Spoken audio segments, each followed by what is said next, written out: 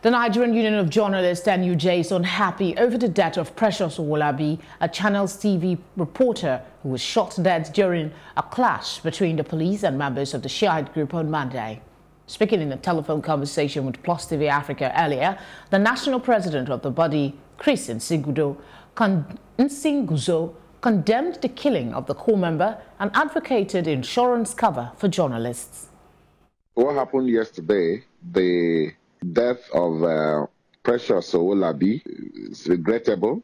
It's really unfortunate that we still go through such a very terrible experience in a democracy. Somebody that set out in the morning to go do his job and he could not come back, could not get back to his family. It's really, really sad. My heart goes out for the family. And indeed, I pray that his soul will find peace in the bosom of the Almighty. But beyond that, the ongoing protests in Abuja by the members of the Shiite Islamic sect is avoidable. One message is clear. They want their leader released. And I'm aware that the court has already ordered the release of El-Zakzaky. And this is a democracy. One of the key ingredients of democratic governance is respect for rule of law. And the situation where we don't have respect or regard for rule of law, that means we are giving room for anarchy. And that's exactly what is gradually playing out. And I want to indeed ask the federal government to quickly do the needful, because all these lives that we are losing on a daily basis on account of the continued detention of El-Zakzaky is not the best for us. The level at which blood is flowing across the country is not good for us. So government must rise to the occasion and do the needful quickly. And to our colleagues, there is no story that is worth anybody's life. You know, and whenever we set out to do this job, we must report today and be alive to continue to report tomorrow, and not become the news ourselves tomorrow. We must be extremely careful. And for media houses that send people out to do cover stories for them, we must be well equipped. That's why at the NUJ, we have always made it very clear. The issue of insurance cover, the issue of equipping journalists is not just about giving them ID cards and unleash them to the society. A journalist must be well equipped to be able to do his job. Imagine what happened yesterday. If this young man had put on bulletproof, that stray bullet would not have reached out to him. You know, he would have been protected. He would have been alive today if he had been properly equipped to do that job.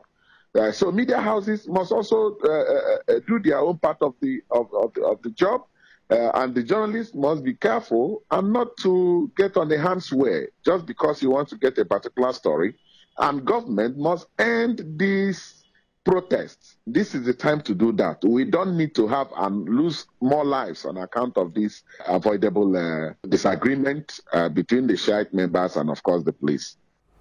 Also reacting to Precious Owolabi's death is Dr. Jide Johnson, Deputy Provost, Nigerian Institute of Journalism. It's my pleasure to be with you on this sad day for journalism in Nigeria.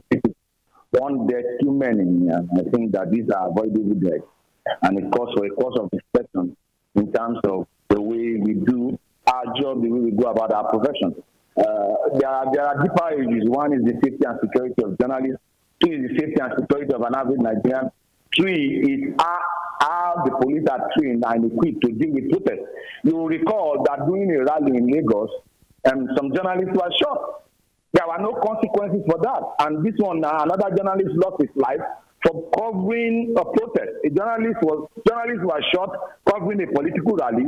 A journalist was killed covering a protest by the Islamic group in Nigeria. So these are unwelcome development as far as I am concerned. And it's left for you and I to call government to question as regards to their responsibility. When we turn blind eyes to issues happening in the society, invariably it comes back to us, because were there consequences for those that were responsible for the shooting of journalists in Lagos APC rally? No. Were there consequences for when we saw video footage of the Nigerian military opening fire on protesters? No. Would there be consequences for what has happened now? No. Well, So Mr. Johnson, Mr. Johnson, if I can come in there before we talk about the government's role. Now, for the media in Nigeria, yes, we know that we are free to an extent, but when it comes to insurance of the people who work with media houses, should that not be prioritized first before we even get to talk about government and security agencies? It should be. One, that's why I said what I open up with is the safety and security of journalists. One, insurance is a component part of that. Two, is that our journalists equipped with the tools that is needed for them to cover protests, to cover political rallies, to cover war. Are they equipped with that? These are issues that we need to look into in our profession. So it's a moment of reflection for you and I to ask and require media organizations to do the needful. There are basic essentials that are required. If we want to operate based on the global standard practice, there are things that must be provided for an average journalist that is covering protests, that is covering rally, that is covering war or crisis somewhere.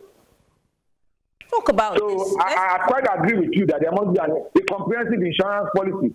Okay. But the situation whereby even the media organizations are not even paying the basic salary of their staff. There are major media organizations that are not paying the salary of their staff. We are even talking about the insurance policy. Very true. And if something is wrong with the media, something is wrong with the society.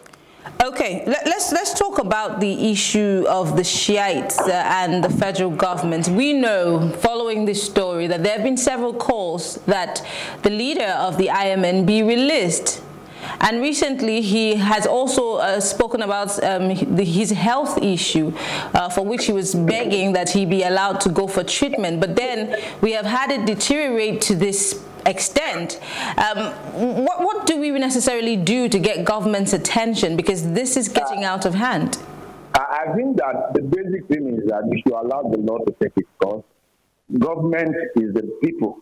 Governments are the organs and institutions of government. The executive is not the government. The government is made up of the executive, the judiciary, and the legislature. And the symbolism of government is represented by the executive. So we must obey court orders. We must have respect for institutions of the state in order for us to have peace and harmony in society. All right, finally, Doctor, before I let you go, do we see or envisage that the government's response would be positive? Do we see a turnaround to stop this, or do we see a prescription of this group that would further escalate issues and maybe it might get out of hand? What do you see? We don't need escalation. What government needs to do is mediation.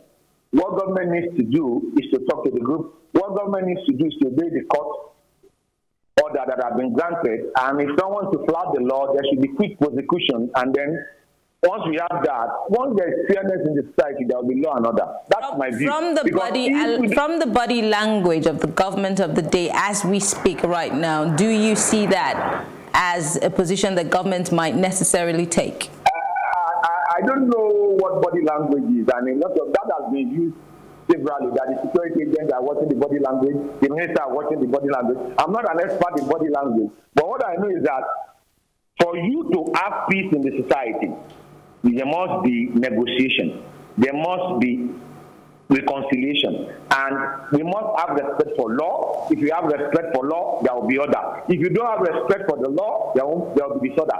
Basic simple, there are basic principles. Body language or no body language. Let's respect our extant law, let's discuss, and let's have a resolution to this problem. This issue of backing force with force has not solved any problem. And if you have an understanding of this group, you know how resolute they are, and we shouldn't radicalize another group in Nigerian society.